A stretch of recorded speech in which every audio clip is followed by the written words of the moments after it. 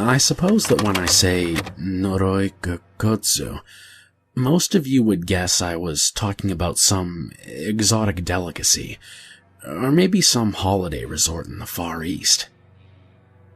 You'd be dead wrong. A Naro Kotu is a very nasty object that has been part of Japanese folklore for centuries, maybe even millennia. Please, keep listening. I know that folklore, especially folklore from a completely foreign culture, bores a lot of people to snores. I can assure you, I'm no fan either, but please believe me when I say that it's essential that you listen and understand what Naro Kotu are and how they work. As best as it can be translated, Naro Kotu means devil's jaws in English. According to a Japanese tradition, a Naro Kotu is made of two thin boards of wood, one upon the other, that are bound together on one side with either a strip of leather or a length of twine, so that the boards can be opened and closed like a book, or a set of jaws. A certain spell is then written upon the boards to give the object its dark powers. Basically, so long as they knew the magic words, anyone could make one from household objects. Naro Kotu were used to strike a bargain with something they called Kofuku Onikun, which I'm told means he who pays for his food with good luck. Don't be fooled, though. Even though the name might sound benevolent, Kofuku Onikun was regarded as a cruel, evil creature and was greatly feared. He was believed to have sway over the forces of luck, and a person could request him to turn a near certain failure in the future into a glorious victory by writing what they wanted upon a piece of rice paper and planting it inside a Naro Kotu. But there was also a catch. Kofuku Onikun would only honor the request if you nominated your payment for his services on top of the message. And the only payment he would accept was the life of someone you held dear. It had to be someone you truly cared for, though not necessarily a family member. It could also have been a close friend.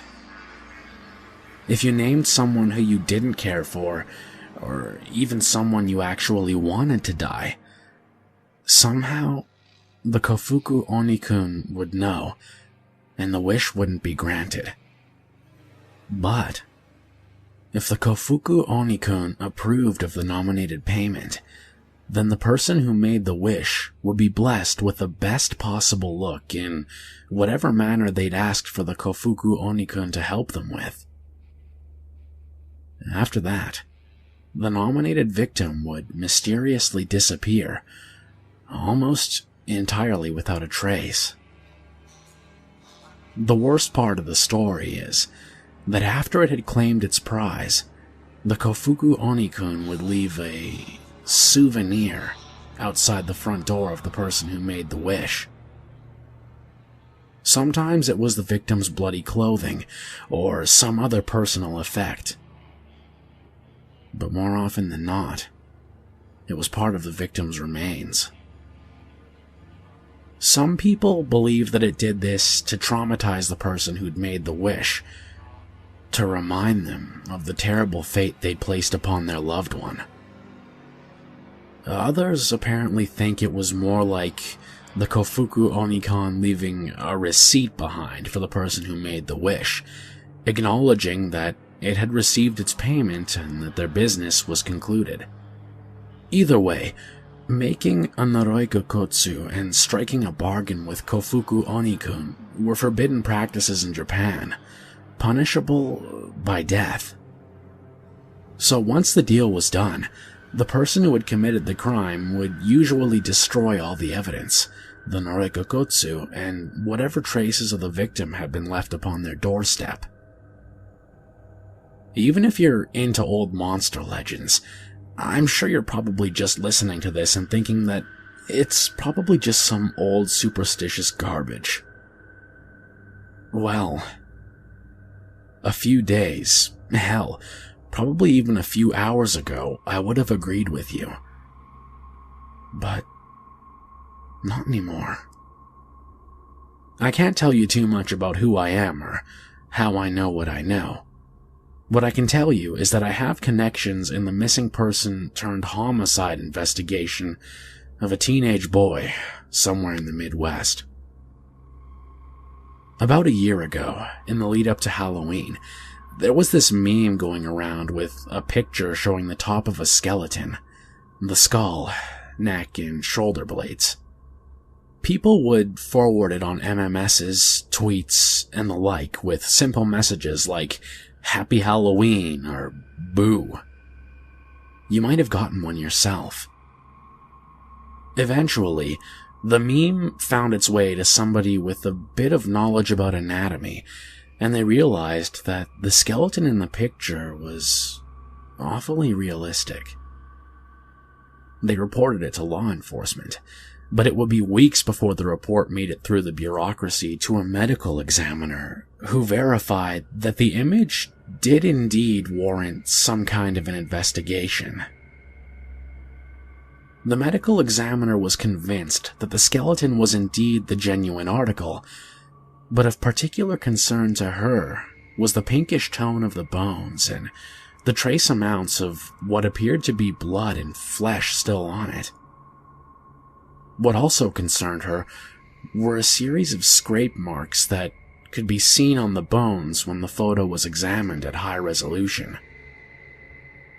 They appeared to encompass the entire skull, and the medical examiner's opinion was that these were made when the flesh was stripped off the body by something with very sharp and very hard teeth.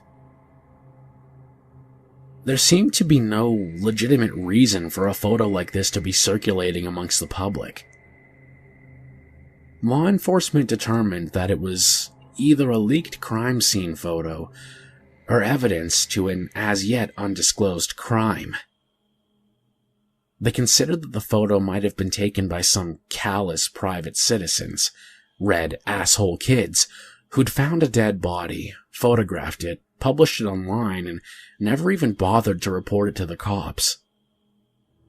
Even more disturbing was the possibility that the photo was published by the psycho who had done this and wanted the world to admire his handiwork. The trouble was that we had only one photo to go on, which made it really hard to determine whether or not the photo was even related to an active or solved case. The EXIF data, the data buried within the JPEG file that details where the photo had come from, what camera had taken it, where it had been taken, etc., had all been wiped clean, which isn't hard to do if you know what you're doing. All we had to go on was the photo itself.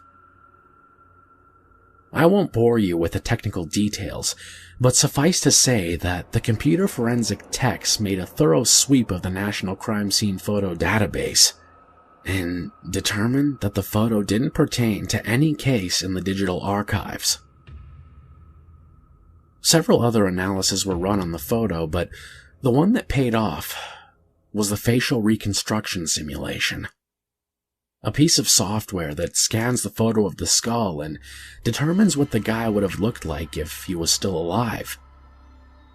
Eventually, we were able to match the reconstructed face to an active case file out of state. The skull belonged to a teenage boy. Let's call him Jack, who'd been reported missing.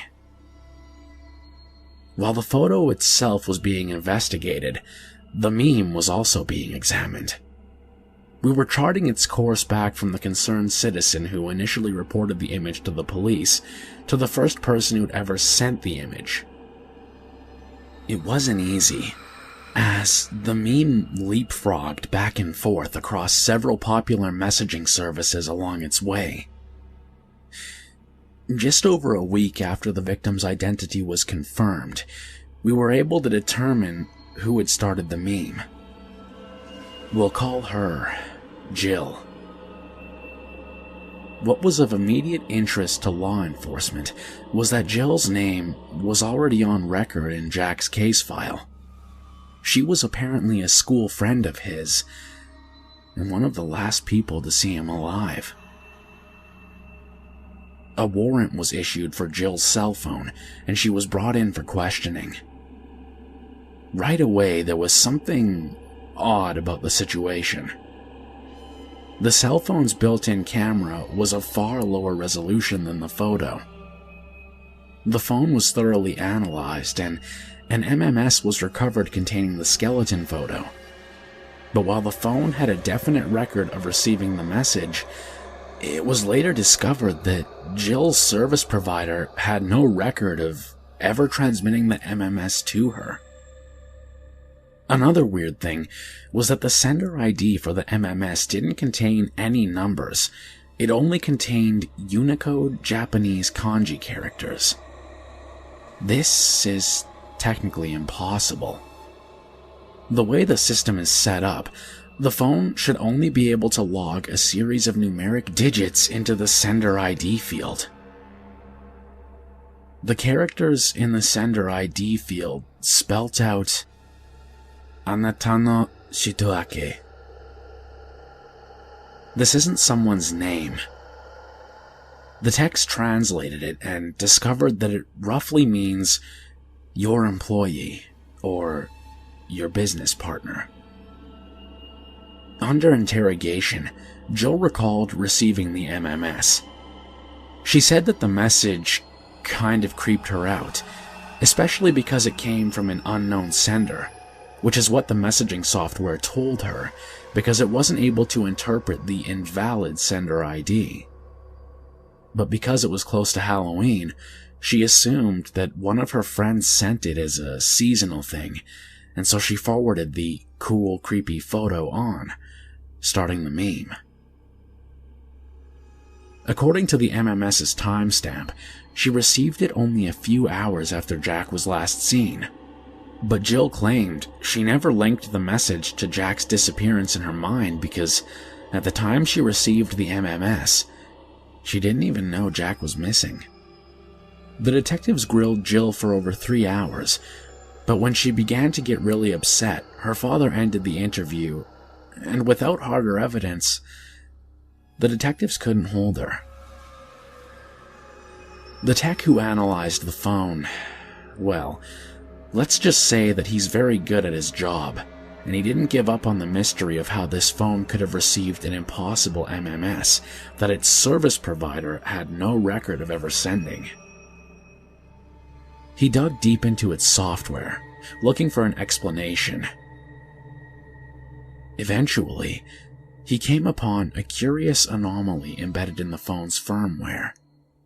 More Unicode Japanese characters, this time a long block of them. The firmware is supposed to be just universal machine code that tells the phone how to work. Japanese text, or text in any human language for that matter, doesn't belong in there. But as intriguing as this discovery was, it still didn't explain the impossible MMS. At least, that's what we thought at the time. You see, the Japanese text was garbage data, which means it was worked into the firmware in such a way that it had no actual effect on how it worked. It was on the phone, but it wasn't doing anything. By this point, I was involved in the investigation. When I learned about the Japanese text in the firmware, I got curious, so I ran it through Google Translate. It didn't translate well, though. A quarter of the words weren't even recognized, and the ones that were didn't make any sense together. Frustrated, I called upon a Japanese-American acquaintance to translate for me. I'd expected it to be the manufacturer's copyright on the firmware code, or perhaps even the programmer signing his work. But it actually turned out to sound more like a somber poem of sorts. My Japanese-American friend agreed, saying that the language was far more elegant than day-to-day Japanese, and more than a little archaic. Seeking answers, we phoned up the phone manufacturer's development lab in Japan. We eventually got through to the manager of the team who developed the phone's software, and with my friend acting as translator, we asked him about the mysterious text in the firmware, and also if he had any explanation as to how a Japanese phrase could be recorded as the sender ID for an MMS on one of their phones. He very politely denied knowing anything about either of these matters, and assured me that the garbage data in the firmware was of no consequence. Still wanting answers to at least one of the mysteries, I phoned a professor of Japanese literature at Tokyo University to see if he could recognize the verse in the firmware. Before my colleague could finish reciting the verse, the professor cut him off. He recognized it all right. Despite the language barrier between us, I could hear the discomfort in the man's voice as he explained that the verse was the incantation written upon Naro Kotu to give them their dark powers. It was at this point that my colleague explained the Naro Kotu legend of his culture to me.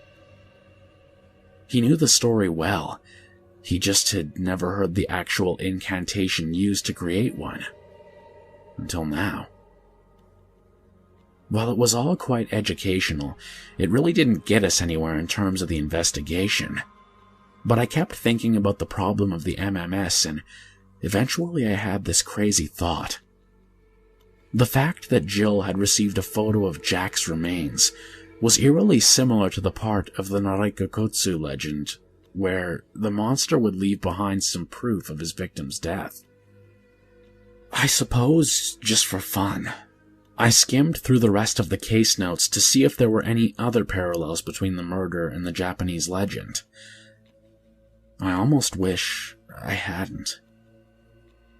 When I read through Jill's original witness statement, the one taken when police were just investigating Jack's disappearance as a missing persons case, she remarked that she remembered the last day she saw him clearly, because it was the same day her teacher had returned a test that she'd surprisingly aced, even though she thought she was sure to flunk it. My stomach sank when I read that statement, because I was quite familiar with the contents of Jill's phone, and I remembered reading about this history test before. About 3 days before Jack's disappearance, Jill had typed a text message into her phone. I need to pass this history test.